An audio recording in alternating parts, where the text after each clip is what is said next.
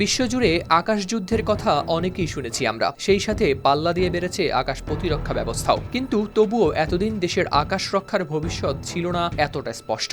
যেন দীর্ঘ অন্ধকারের পর হঠাৎ খুলে গেল এক নতুন দরজা। সেই আলোতেই সামনে আসে একটি নাম, ইউরোফাইটার টাইফুন। 4 দশকের পুরনো নকশা থেকে জন্ম নিয়েও এই যুদ্ধ বিমান আজও দাঁড়িয়ে আছে নতুন যুগের শক্তির প্রতীক হয়ে। উন্নত রাডার, শক্তিশালী ইঞ্জিন, সুপার ক্রুজ ক্ষমতা এবং আধুনিক অ্যাভিওনিক্স যোগ হওয়ায় সামরিক বিশেষজ্ঞরা এটিকে এখনও চিহ্নিত করেন 4.5 প্রজন্মের জঙ্গি বিমান হিসেবে। আর ঠিক এই সময়ই বাংলাদেশ তাদের আকাশ প্রতিরক্ষায় যোগ করতে যাচ্ছে এই বহুমুখী প্ল্যাটফর্মকে। এই সিদ্ধান্ত দেশের প্রতিরক্ষা সক্ষমতার যেন এক টার্নিং পয়েন্ট। দেশের বিমান বাহিনীকে আধুনিক ও যুগোপযোগী করতে ইতালি থেকে ইউরোফাইটার টাইফুন যুদ্ধ বিমান কিনতে যাচ্ছে বাংলাদেশ বিমান বাহিনী। এ বিষয়ে বাংলাদেশ বিমান বাহিনী ও ইতালির প্রতিরক্ষা ও মহাকাশ প্রযুক্তি প্রতিষ্ঠান লিওনার্দো এসপি এর মধ্যে স্বাক্ষরিত হয়েছে একটি গুরুত্বপূর্ণ লেটার অফ ইন্টেন্ট। মঙ্গলবার আন্তঃবাহিনী গণসংযোগ পরিদপ্তর আইএসপিআর এর এক বিবৃতিতে প্রকাশ পেয়েছে এ তথ্য। কিন্তু কেন এতটা আলোচিত ইউরোফাইটার টাইফুন? টাইফুনকে ঘিরে যে আলোড়ন, তার মূলে রয়েছে এর গঠন। দূর থেকে মনে হয় হালকা আলোয় ঝকঝকে ধাতব দেহ, পাথরের ওপর দিয়ে বয়ে যাওয়া বাতাসের মতো দ্রুত। প্রায় 16 মিটার লম্বা এই বিমানের শরীর হালকা হলেও ভরপুর তার শক্তি। দুটি টার্বোফ্যান ইঞ্জিন যখন গর্জে ওঠে তখন সেই শব্দে যেন কেঁপে ওঠে বুক। প্রতিটি ইঞ্জিন তৈরি করতে পারে 90 কিলোনিউটন থ্রাস্ট। ফলে উচ্চগতির উড্ডয়ন থেকে শুরু করে ব্যতিক্রমী গতিবেগে চড়াই সব ক্ষেত্রেই এটি স্থিতিশীল। সর্বোচ্চ গতি পাওয়া যায় মাক 2, অর্থাৎ প্রায় 2495 কিলোমিটার প্রতি ঘন্টা। জ্বালানি ধারণ ক্ষমতা ও ড্রপ ট্যাঙ্ক যোগ করলে কার্যকরী পরিসর প্রায় 2900 কিলোমিটার পর্যন্ত হয় বিস্তৃত। এর সর্বোচ্চ উড্ডয়ন উচ্চতা প্রায় 55,000 ফুট।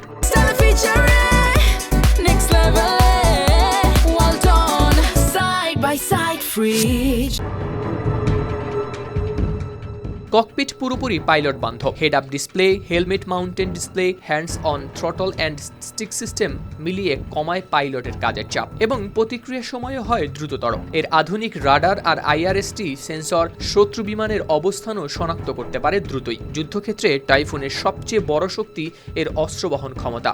13টি হার্ড পয়েন্টে ঝুলতে পারে এমবিডিএ মিটিওর, আইআরআইএসটি বা AIM-120, AMRAM এর মতো আধুনিক মিসাইল, যেগুলো চোখে দেখা যায় না এমন দূরত্বেও ধ্বংস করতে পারে শত্রুকে। আবার ভূমিতে আঘাত হানতে স্ট্রম শ্যাডো বা ব্রিমস্টোনের মতো অস্ত্রও করা যায় যুক্ত, যেন এক দেহে বহু চরিত্র। এয়ার সুপেরিয়রিটি থেকে আক্রমণাত্মক মিশন পর্যন্ত সব ক্ষেত্রেই সমান দক্ষ।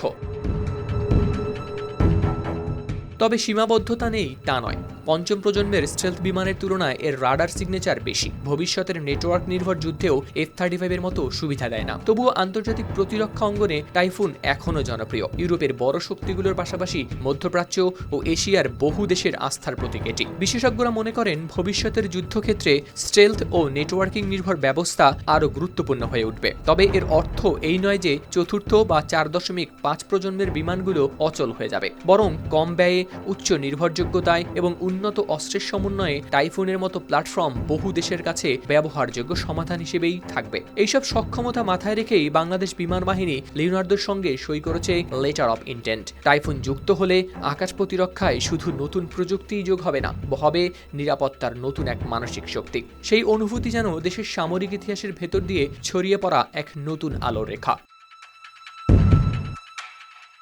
হাওলাদার শামীম, RTV।